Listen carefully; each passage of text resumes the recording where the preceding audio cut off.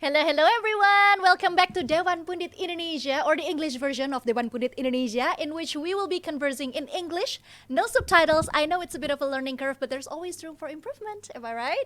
My name is Conchita and I will be your host for today's episode. As per usual, we also have two amazing football pundits here with us at the studio, the GOAT himself, Adiyani, and a very familiar face from DPI family, Aldi Bawazir. Hello! Hey! It's nice to have you on DPI English! No, to be fair, Finally.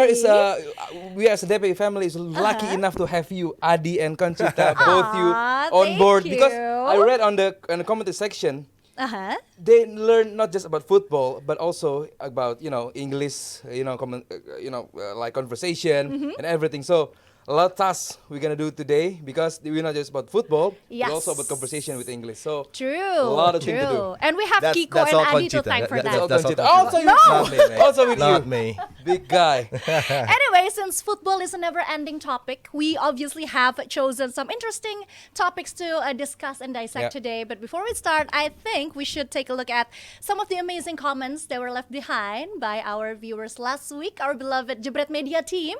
So let's go to the very first one. It's from Lucas William 8. Indonesia is one of the countries with the most football fans, true. Hopefully, the show will be noticed by other countries so that there can be pundit debates between nations. Ooh. That sounds interesting. Nice. Are you up for that, perhaps, Aldi? Looking forward to it. Can't wait. Indonesia against Laos. The world is not ready for Adi Bawazir. Everyone's not ready They for ain't him. ready. They Yep. ain't ready. Indonesia against No. Vietnam. Oh. Right, the second one, can you read that one, Adi? Second one. Abilio Pramayoga 5. All right, this is definitely a breath of fresh air of a football talk show, podcast show.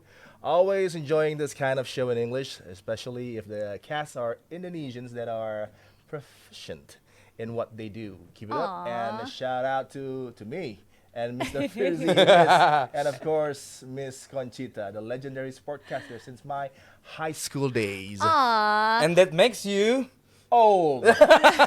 She's old. I'm ancient.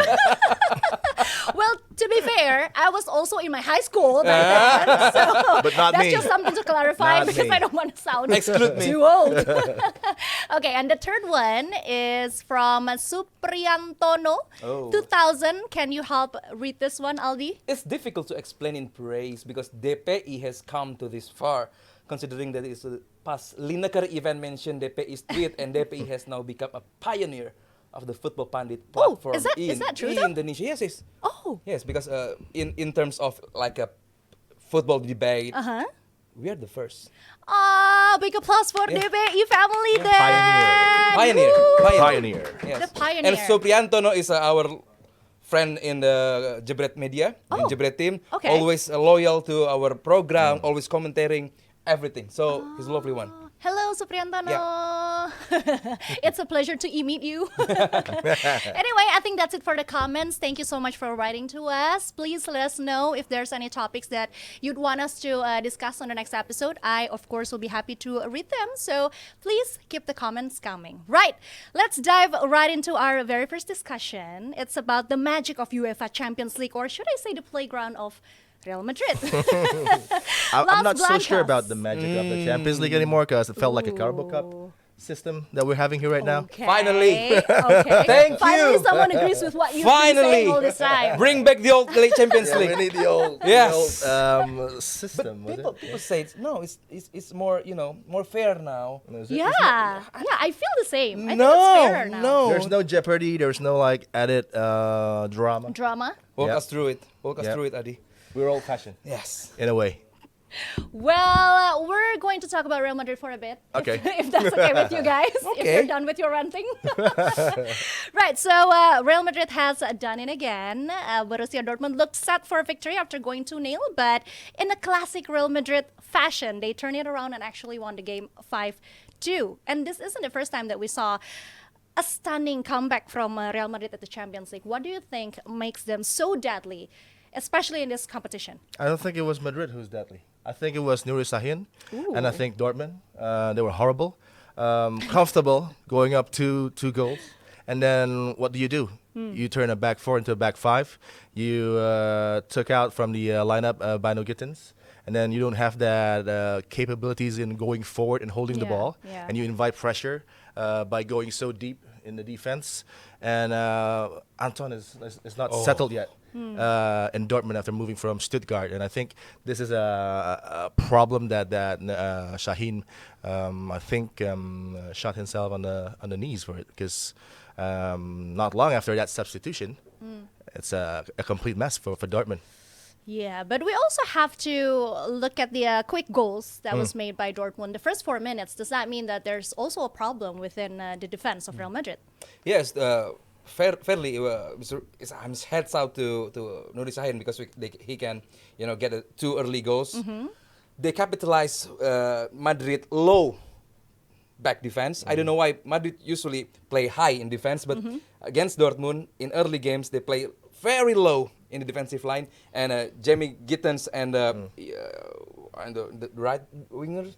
They've got Julian Brandt as well. Daniel Malen really capitalized the space between midfield and the Madrid defender. But after halftime, Madrid play like usually, like you said, they did it. Yeah, they did it.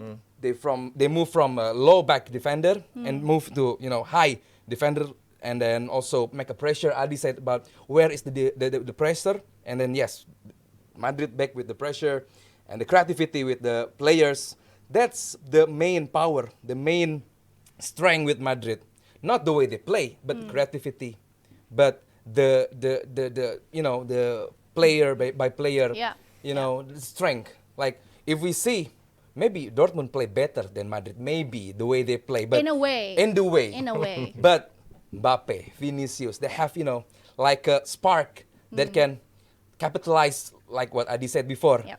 They lost the match. They lost how we control the game, and then they punish Dortmund really hard. And it's funny that you mentioned Vinicius, because some people say that the individual brilliance was something that they look forward to when it comes to Real Madrid. Like Vinicius Jr. and then Jude Bellingham, they completely take over the second half of the game. Especially with Jude Bellingham, it's hard season for him, because also it's going to be hard for Carlo Ancelotti, who will play as a number 10, because if Jude Bellingham plays a number 10, so there's a lot of space that Jude will abandon.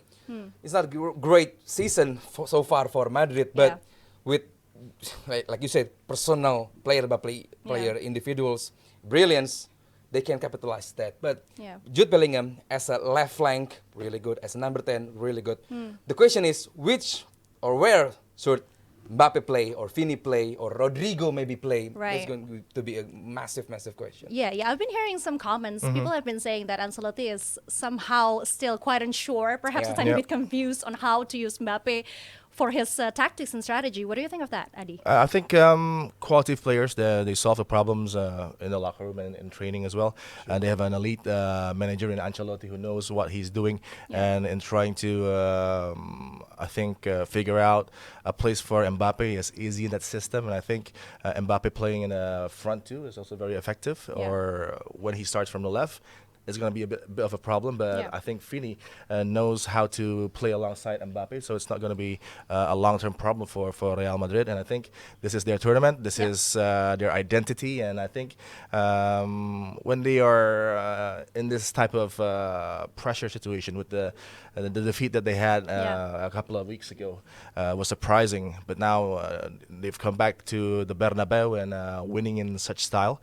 And I think for Dortmund, they're trying to get their revenge after the defeat in the final, but it's not happening yet for them, because the experience level in this type of matches, it's different class between Real and Dortmund, and between Shaheen and Ancelotti. So I think it's a great win for Real Madrid, the way that they showed the character. Real is Real. The Champions League is their tournament, but I think they're going to fight it out with the likes of Man City and possibly maybe Barcelona or Bayern Munich. Yeah. Real is meeting Barcelona next week on La Liga. So I think that's going to be a very fun Clasico. Especially after Rafinha display a really monumental play. Yeah. And then I don't know what Lucas Vazquez will maintain to mark him on the pitch. Good luck, Lucas. Yeah.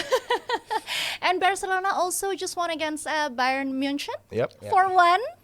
So yeah, I think it's going to be a very fun Clasico. And that's the same situation as well. Hansi Flick with the experience of some company doesn't have that pedigree yet as a manager. So it's the same thing, experience-wise, and the way the players play unbelievable for Barcelona. So again, statement win, and it's a perfect setup for the Clasico in the weekend. Right. So Real Madrid's dominance in Europe continues, and it'll be surely fascinating to see how far they can go this season. But up next, we'll be talking about one of the most prestigious individual awards in football, a Ballon d'Or. But right after this one.